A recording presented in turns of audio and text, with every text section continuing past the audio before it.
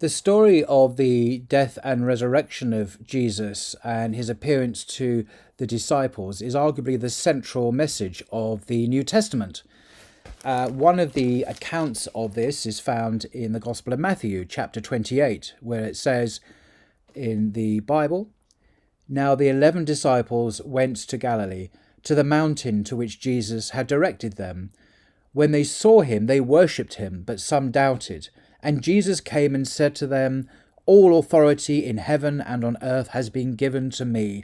Therefore go and make disciples of all nations, baptizing them in the name of the Father and of the Son and of the Holy Spirit, and teaching them to obey everything that I have commanded you.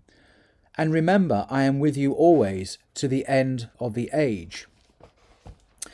Now, I want to share with you some scholarly commentary on this passage by the author of this book, Jesus of Nazareth, an independent historian's account of his life and teaching, by Maurice Casey, who's an interesting guy. He happens to be not only a professor of New Testament languages and literature at the University of Nottingham in the UK, but he's one of a handful of scholars worldwide who are fluent in Aramaic, the language that Jesus himself spoke.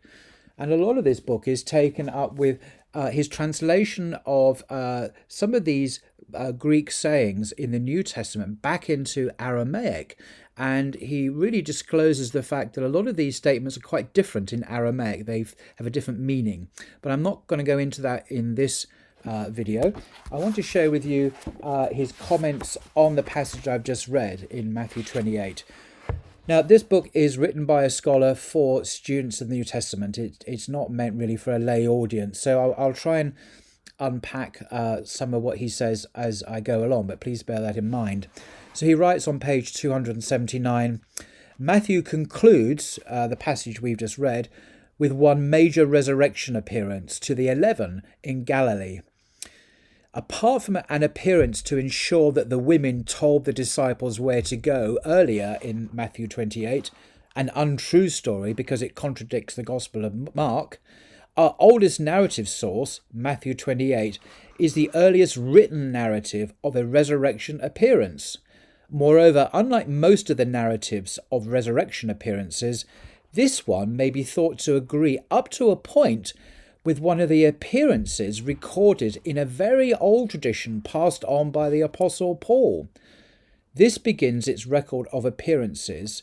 Now he quotes 1 Corinthians 15. This was a letter by Paul written in the early AD 50s. Matthew is usually thought to have been written AD 85, 1995, so quite a bit later. So he's about to read an account in 1 Corinthians, which is our earliest account in the New Testament, or earliest mention of the resurrection appearances. This begins its record of appearances. He appeared to Cephas, then to the 12, 1 Corinthians 15:5. He appeared to Cephas, which is another word for Peter, and then to the 12 disciples. The question as to how much truth is to be found in this story is accordingly important. This story refers to the story in Matthew. Tom Wright comments, "The strongest mark of authenticity in this paragraph is the jarring note, 'but some doubted,' in verse 17. You may not have even noticed when I read that passage out in Matthew's Gospel, it actually says that some of the disciples doubted even after seeing the resurrected Jesus. This strange comment, says Tom Wright, would not have occurred to someone telling the story as a pure fiction," end quote. So Tom Wright, who's been quoted here, is saying that the very fact that Matthew included this statement that some of the disciples doubted is an indicator of authenticity of the passage. Maurice Casey then continues, "This is true as far as it goes. It means that some of the 11 disciples were not convinced by an experience which others interpreted as an experience of Jesus." It's very interesting, isn't it? So he's saying some thought it was a resurrection appearance, some didn't. So not all of the disciples were convinced that Jesus rose from the dead, it would seem.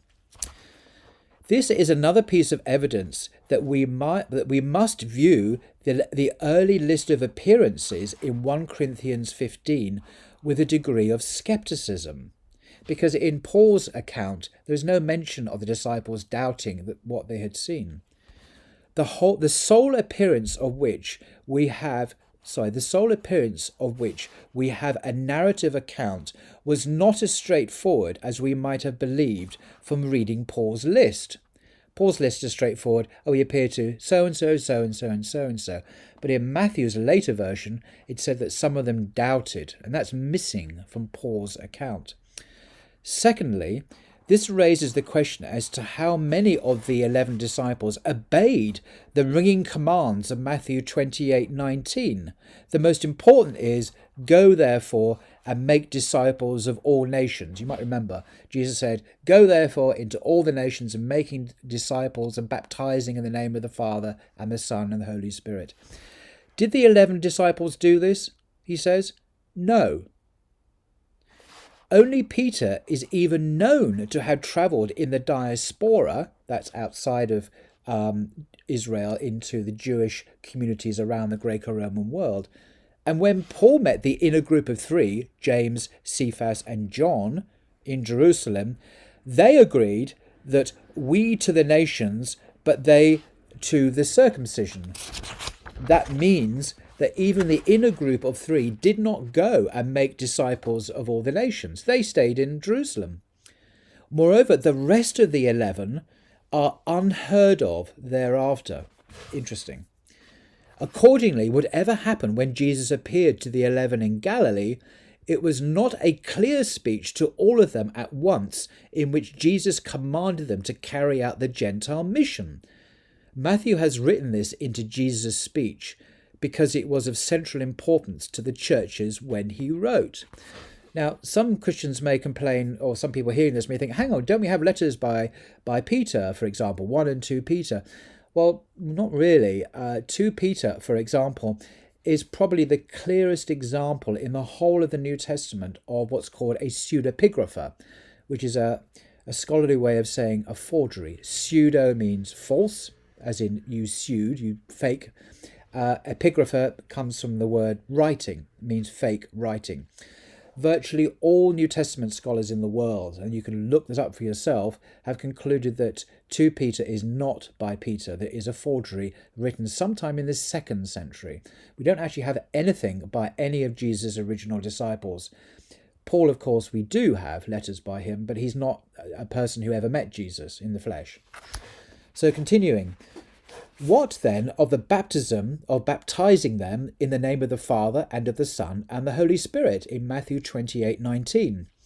Is this what we find the 11 doing in the book of Acts? The book of Acts, of course, is the earliest history of the early church we have. No, says Morris Casey. Distinctive Christian baptism is first mentioned in Acts 2:38, where Peter urges people to be baptized in the name of Jesus Christ, and people were baptized accordingly. It turned out that none of them, in the whole of Acts, no one is baptized in the name of the Father and of the Son and the Holy Spirit. Peter is the only one of the 11 to stay in the story for any length of time as the gospel is spread to the Gentiles, and after a while he disappears too. So this command allegedly made by Jesus in Matthew 28 is not evidenced in the activity of the disciples at all. They didn't do it, which is peculiar, to put it mildly. We must conclude that the second major instruction in Matthew's account of this appearance was not clearly delivered by the risen Jesus, and I would say that's putting it mildly. By now, the nature of Matthew's account is beginning to become a little clearer. At first sight, it appears to be the same appearance as was known to Paul's earlier tradition in 1 Corinthians. On close examination, however, the most important quality of these traditions is that they have both been rewritten. We have seen this with the Pauline tradition already. He discusses this earlier in the chapter.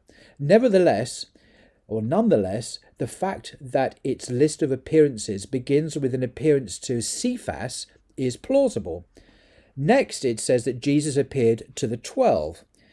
It does not say at once, as it does in the next appearance of over 500 brethren at once, which is in 1 Corinthians 15. Matthew, however, has clearly interpreted this, or a similar tradition, interpreted this as a single simultaneous appearance to the 11 disciples, those left of the 12. Obviously, Judas Iscariot had left at that point. Moreover, unlike the earlier Pauline tradition, Matthew has placed this supposedly single appearance in Galilee. The most important point is, however, the comment that when Jesus appeared, some doubted. That's Matthew 28:17 again. This is a point which we would never have guessed if we had only to rely on the early tradition transmitted by Paul. And it must be true for two reasons, he says. One is that most of the 11 disciples do not turn up in the early church at all. So what happened to Barnabas? What happened to Andrew? What happened? I mean, if you think of the list of the Thaddeus, what happened to these people? We don't know. That is why Matthew could not leave this point out. The second reason follows ineluctably. This is not something which the early church would make up out of nothing. It must reflect the lack of faith in the resurrection by at least some of the 11 disciples.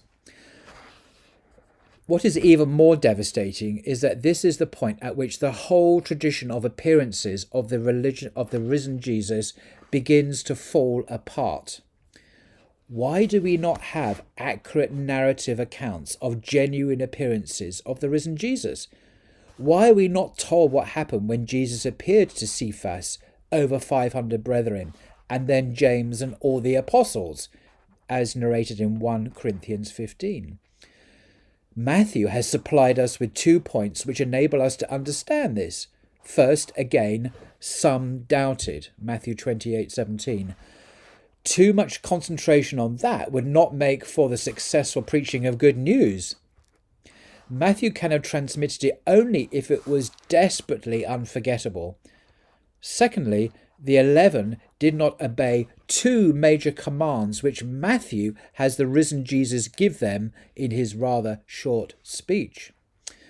The only way of understanding this is that Matthew has rewritten the tradition of this appearance which he received, or has invented Jesus' speech, because the tradition did not tell him that Jesus made a speech, and perhaps did not tell him that he appeared to the 11 all at once. We must take these 2 points together. First, some of the 11 did not believe in Jesus' resurrection, and did not play any significant role in the early church as Jesus was supposed to have commanded. This is what made some doubted unforgettable. Secondly, we do not have accurate accounts of genuine appearances of the risen Jesus, because these were not helpful enough for the needs of the early churches. That is a strong argument against the genuineness of the resurrection narratives in the Gospels. And I'll end that there. I think Professor Morris Casey raises some very important points here. That most of the disciples who are listed in our earlier sources, we know nothing about what happened to them after Jesus was raised to heaven. They simply disappear from the pages of history. We know from Matthew that some, maybe many, half of them, we don't know what some means. It could be half the disciples simply didn't believe that Jesus rose from the dead, even after they were present at what other disciples thought was appearances of the risen Jesus. So the disciples weren't agreed then, they weren't unanimous at all that Jesus rose from the dead and appeared to people.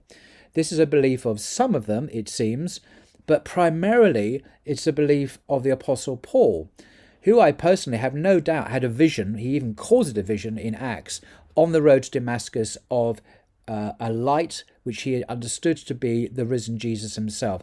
And Paul is the main dynamo, the main power behind the gospel to the Gentiles that converted so many people. But he never knew Jesus. He never met him. Jesus ascended into heaven at least several years before Paul even became a Christian. So I think that this is very interesting. I know this is quite heavy, but to give you a flavour of how scholars interact with the text and the piercing intellectual insight I think that they bring to the subject. Until next time.